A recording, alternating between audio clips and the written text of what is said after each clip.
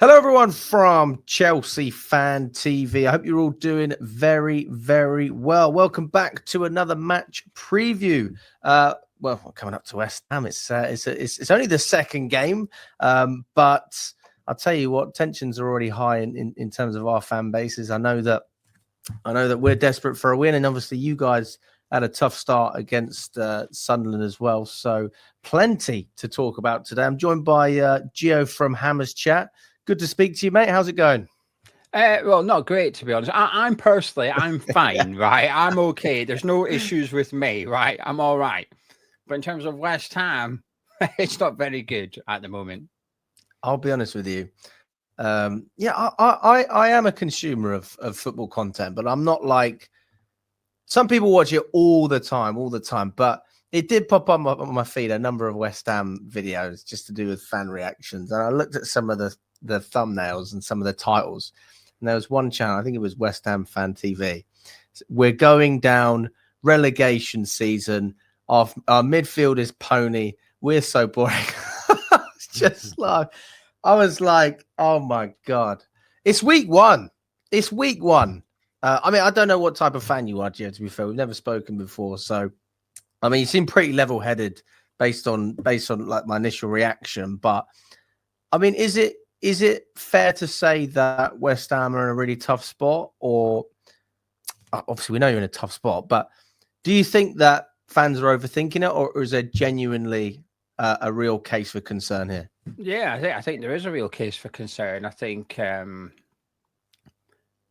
expect most neutrals, when you do your sort of Premier League predictions ahead of the season, like the league table and stuff, I would imagine most people probably had us comfortably in the bottom half, but just outside the relegation zones. I think that's where I've seen most people putting us. But you're going to put us in 15, for example. You are, in my opinion, accepting that West Ham are not far away from relegation and that a relegation battle could be expected. Right. But since those predictions to today, well, we're just going to got smashed 3-0 away to Sunderland, right? So that's only gonna put your predictions in one direction. I think we've got 12 days left to transfer window at time of recording. We need to get business done. We need to get midfielders. We need to stop making bids for midfielders that we can't get, such as Andre Santos. But I think is relegation a possibility at West Ham United this season? Yeah, absolutely. I think a lot of it will depend on what we do in the remaining stages of the transfer window, though. I mean, talk to me about the business you've done then, because obviously, I mean, we've had a pretty busy summer. We're very lucky in terms of how much revenue we made from the Club World Cup. I mean, that was. I think if it wasn't for that, we would have been in a much more sticky situation. But we're pretty comfy. Talk to me about West Ham's situation in terms of obviously the financial side of things, who you've brought in, who you've got rid of. I mean, are there any positives that you're looking at? Because it does seem to be quite like a cloud almost over the club. I mean, even the West Ham fans that I speak to, they all say the same thing. But I mean, is there anything that you look at and think, well, actually, this is okay? I think a couple of the signings we made, I'm a fan of. So we signed Hermansen, the goalkeeper from Leicester, Maresca's former goalkeeper. I'm happy with him. I think he's a really good goalkeeper. Made a bit of a howler last week, but my opinion of him is built up over more than 12 months, mainly the 12 months in the Premier League, but I've seen a bit of him in the Championship with Leicester as well. My opinion of him is not going to be swayed by 45 minutes at the Stadium Live when I've got more than 12 months of evidence so far. So I still think he's a really good goalkeeper. He just made a bad mistake. We signed a 20-year-old left wing-back, Juve, who some of your fans may recognise him from when England played Senegal. He played left back and he was up against Saka, and he kept Saka quiet for the duration of the game. So we spent a lot of money on him. He was sort of our number one signing to play that left wing-back role specifically. He's looked quite good. He looks a bit raw, looks a bit green, as you would expect a 20-year-old to look, but there's a lot of potential there, clearly. Brought in Callum Wilson, which has not gone down well. Walker Peters feels like quite a solid signing on a free transfer, can cover either fullback. But gone out, we've let a lot of the experienced players go because our contracts came to an end. Obviously, we sold Kudus to Spurs for 55 million. As we came into the summer transfer window, it was quite clear, very public. We've got a reminder daily from journalists in the knows that West Ham must sell before they buy this summer. That proved to be the case. Kudus left before we brought anyone in. In terms of financially, Alex, it's not looking good, to be honest with you. So we took out estimates are a 140 million overdraft with Barclays Bank, so to ease cash flow.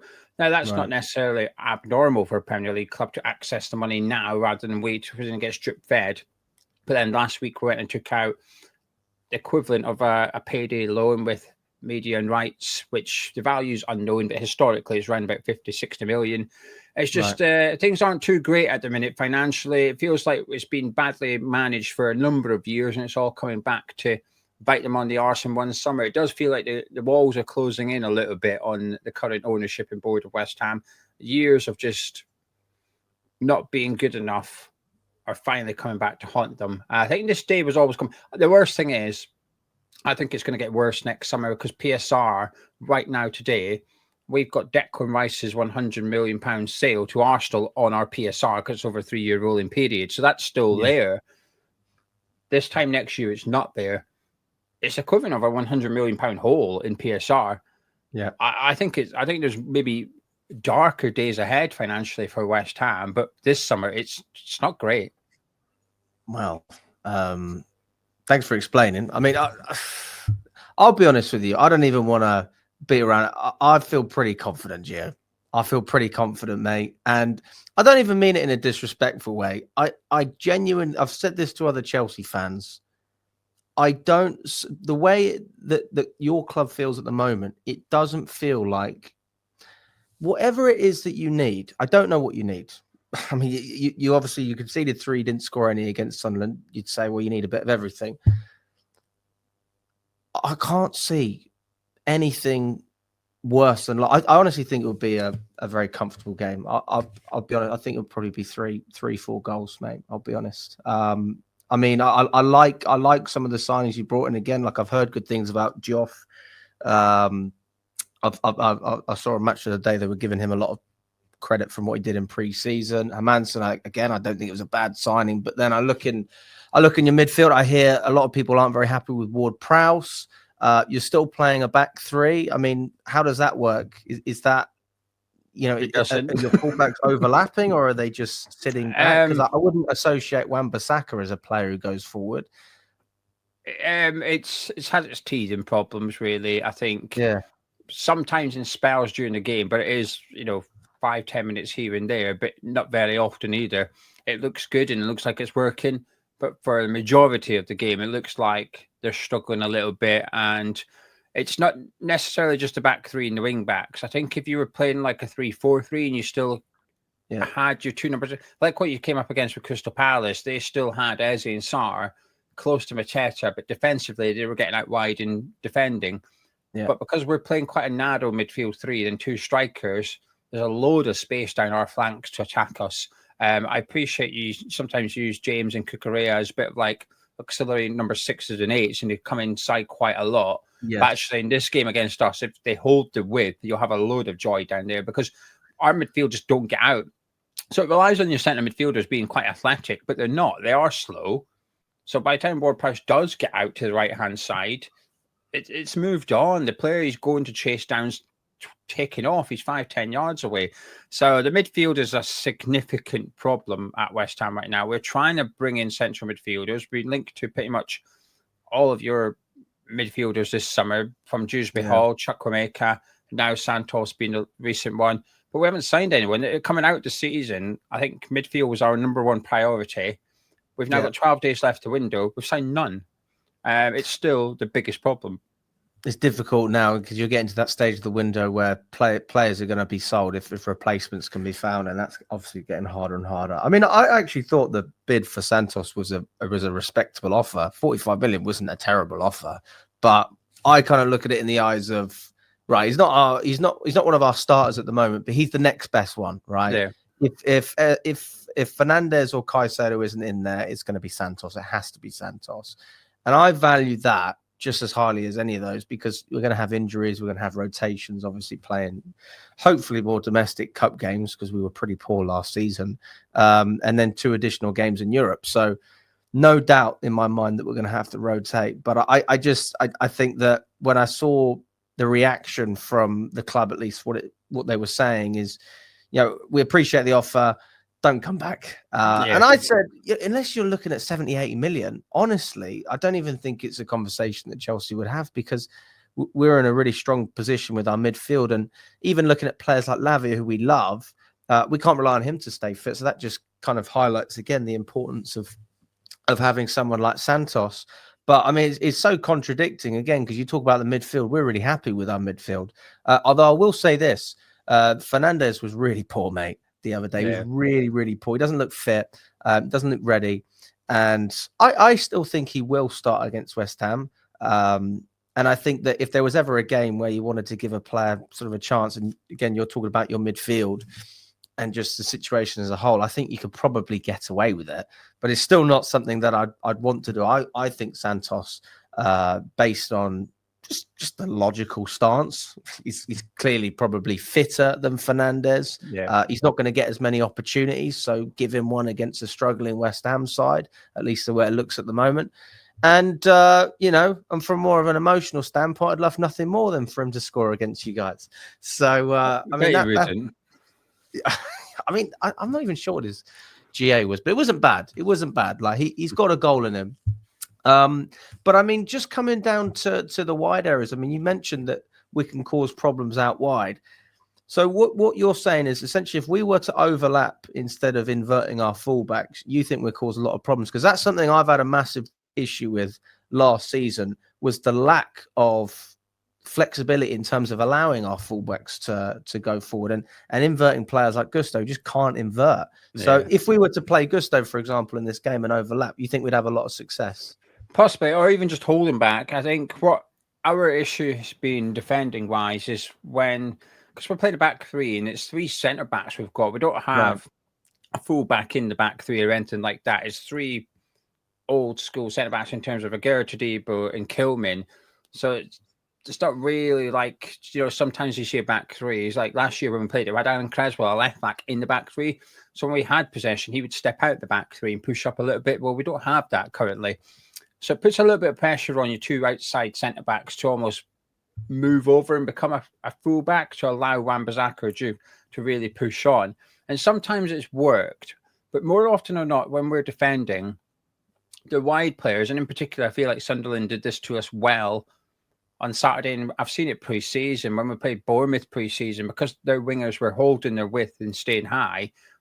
Tavernier in this instance on the left, he was just pinning Wan-Bissaka back, so Wan-Bissaka couldn't get out. So the back three became a back five very, very quickly, and it just meant that the left back was able to come right up behind Tavernier, and there was no one marking him. There was just no one there. Our three central midfielders were occupied by their three central midfielders, and we had two strikers sat on their two centre backs. So if, to put it into Chelsea's terms, if Neto's playing on the left and he pushes Wan-Bissaka back and pins Wan-Bissaka into the defence, it means Cucurella's got all that space between him and Neto, and there's no West Ham player in that territory at all. Likewise, on the other side of the pitch, if you've got Estevao, if he starts, for example, or Gittins on the left and Neto on the right, if they pin Juve back, it means that Reece James is going to have all the space and all the time in the world that he wants in that right back position.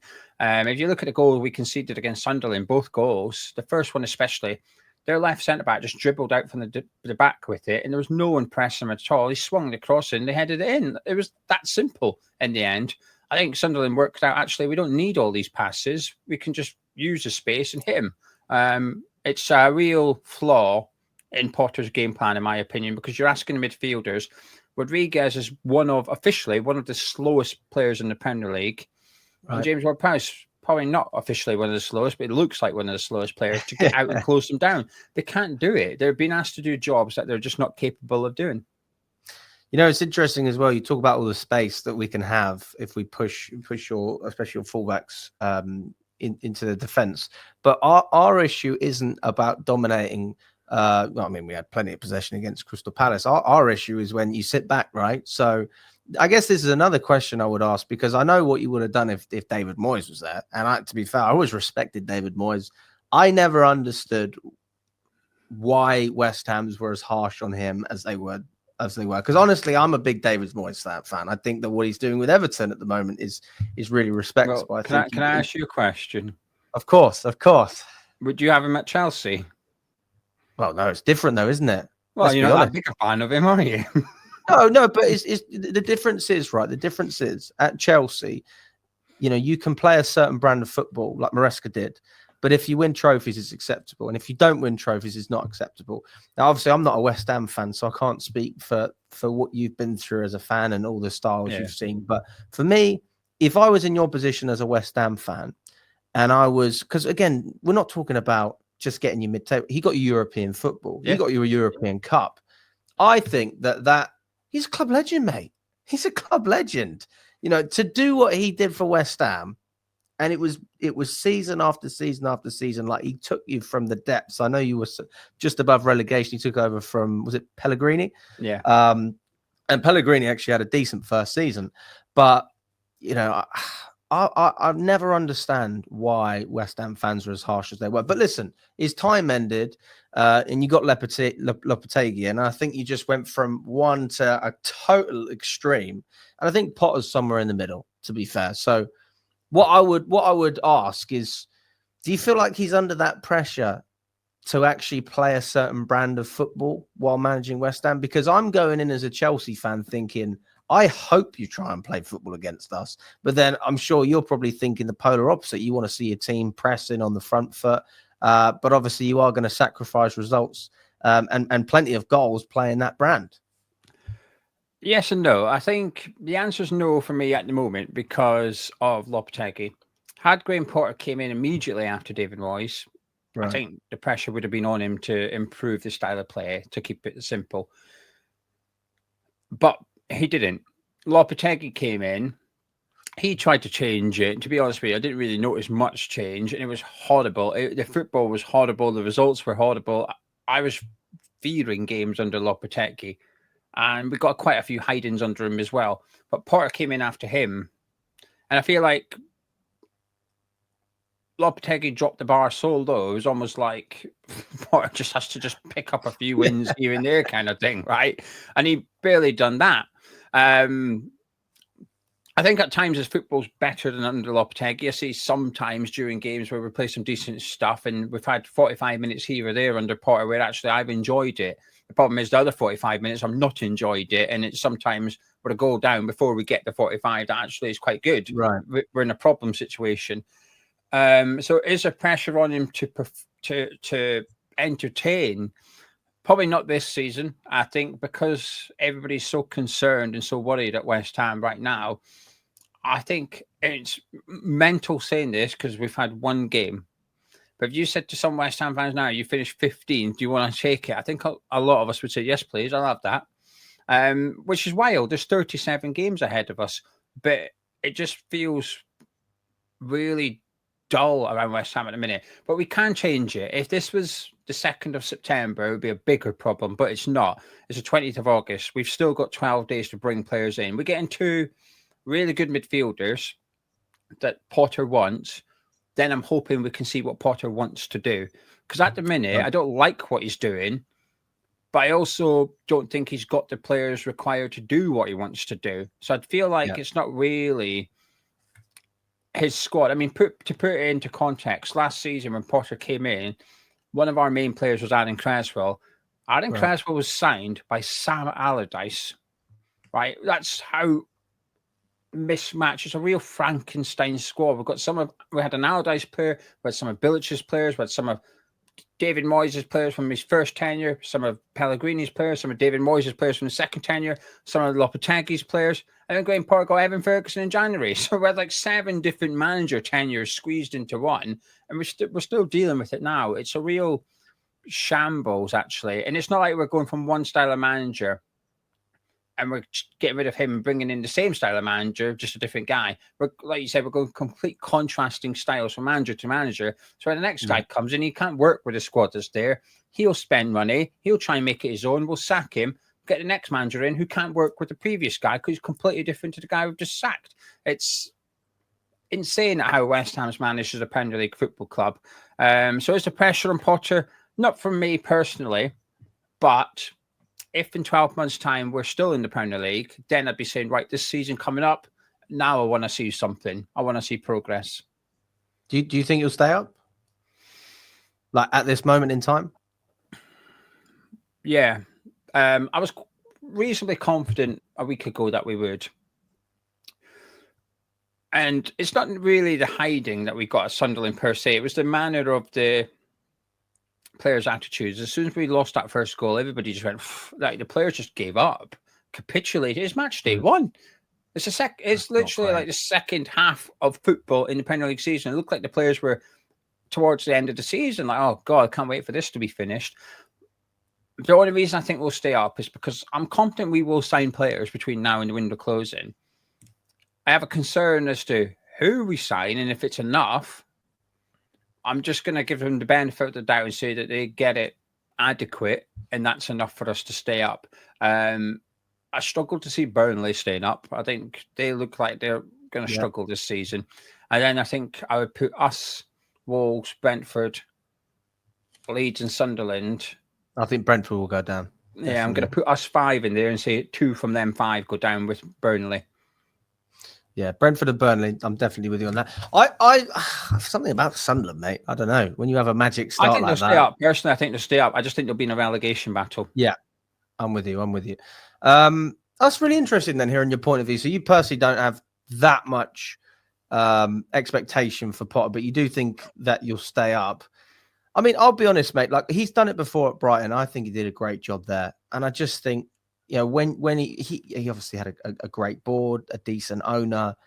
Again, West Ham, if you're comparing it to Brighton, it took him 3-4 years. So that's with a good ownership. You know, that's with people that you can actually work with. So if you don't have that support and you see that project, I mean, you're not going to see a manager last in that long if he's not being supported, because the results won't continue to get better. I mean, they'll get worse ultimately.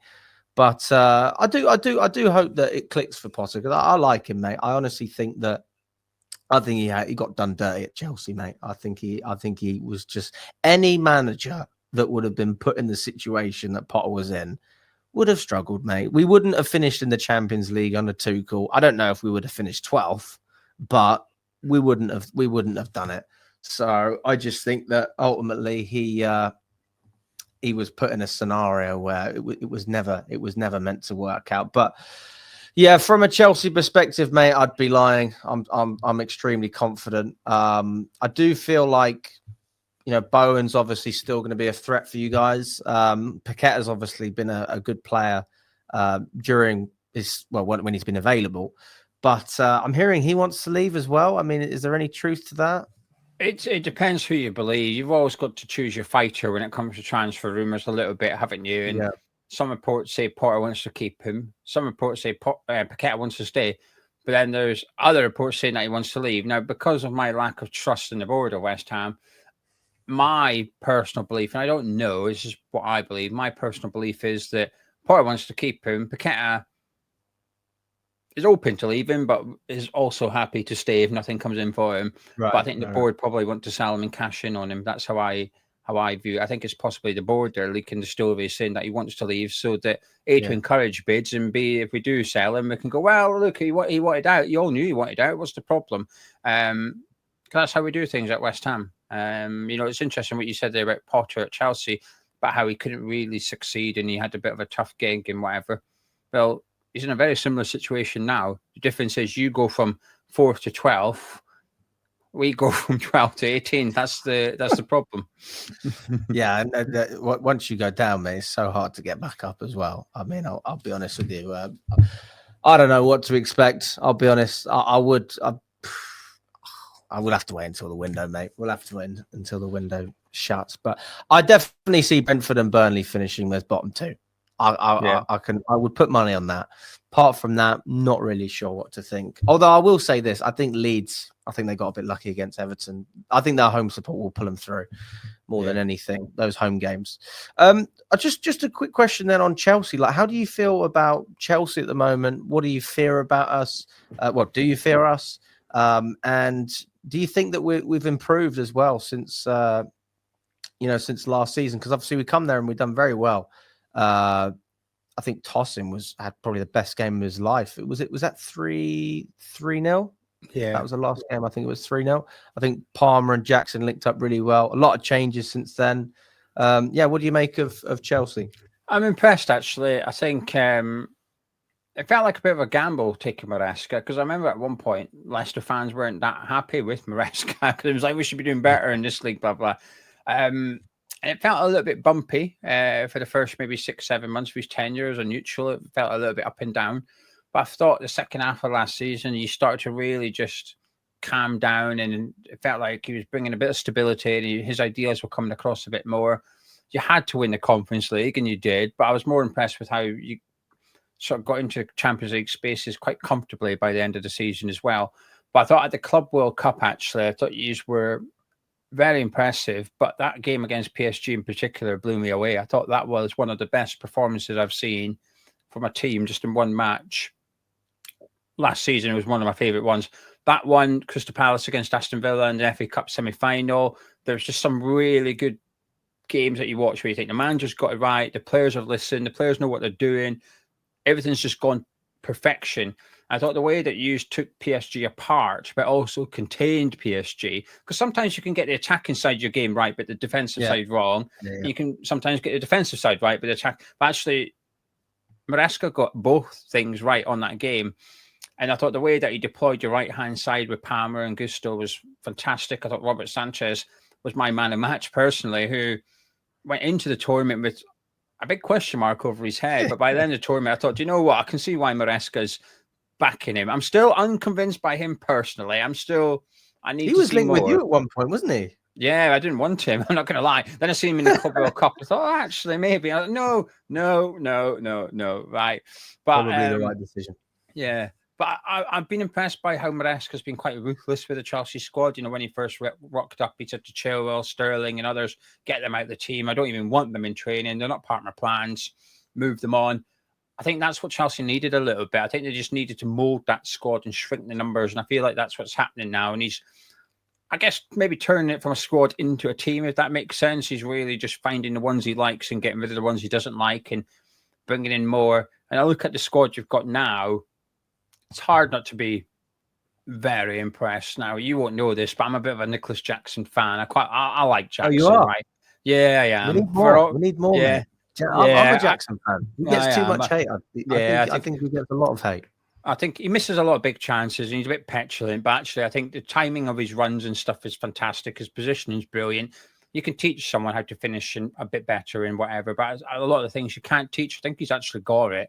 But to have him as your third choice striker behind Delap and Pedro is just, how insane is your squad? So I say big hopes. I wouldn't say that sounds like I want this to happen. Big expectations perhaps of Chelsea this season. I think, top 4 minimum. And I think the dark horses for challenging for the title. The only thing that prevents me from saying I think you will challenge from the title is, ironically, the Club World Cup. I just think you don't really had much of a break, and some of your players have played a lot of minutes, like Caicedo, Fernandes. Palmer was managed quite well in the first half of last season, but I feel like maybe come December, when the fixtures, there's a lot of them, your Champions League campaign as well, is it going to impact you at some point? That is my only fear at the minute over Chelsea. It's not the fact you've got a young squad or anything like that. I think they've shown that they can do it. I've got no worries about that. It's just the Club World Cup having a bit of a domino effect. But I firmly expect it to be in the top 4, possibly win a trophy. And it wouldn't surprise me if you're not a million miles away from a title. I said, and I've done a video when I did the Premier League predictions thing. I said, don't be surprised if come Christmas, Chelsea are first or second in the league. Would not surprise me at all. It's just whether they can maintain that because of the fatigue issues I have. We'll wait and see. But yeah, I think you're a good. It feels like there's a bit of stability at Chelsea, and it hasn't felt like that for a little while. It definitely. I mean, we haven't had stability for a while. I mean, to be fair, we had stability last season up until January, and then that's when the results started to really go down. But it wasn't just the results; it was the style of play. It was the way we were playing as well. And I will just I'll finish off on this point, and I'd love to know your thoughts on it as well. Again, it kind of goes down to the way West Ham want to approach defensively, but the way we like to build up is always with Colwell. So we'll invert a fullback most of the time, and then we'll have a back three with Colwell in the middle. Him being injured, Tosin also was injured. We don't know if he's going to be available for this game. That leaves no centre backs of the profile, so to speak, that Maresca actually wants playing, that's able to ping those passes into midfield. And we saw Josh Achimpong take over that role. And by the way, he was really good defensively, like pretty solid up against Mateta. I actually thought Mateta was just exceptional, but I don't blame Josh for that at all. I just credit where credit's due on both sides. But the complaint from a lot of fans at Chelsea, and I think these are very picky complaints, but I guess you have to address it because Maresca's spoken about it, is we don't have a centre-back who's able to pass the ball out if Colwell's injured, and if you haven't got Tosin, you've got no one.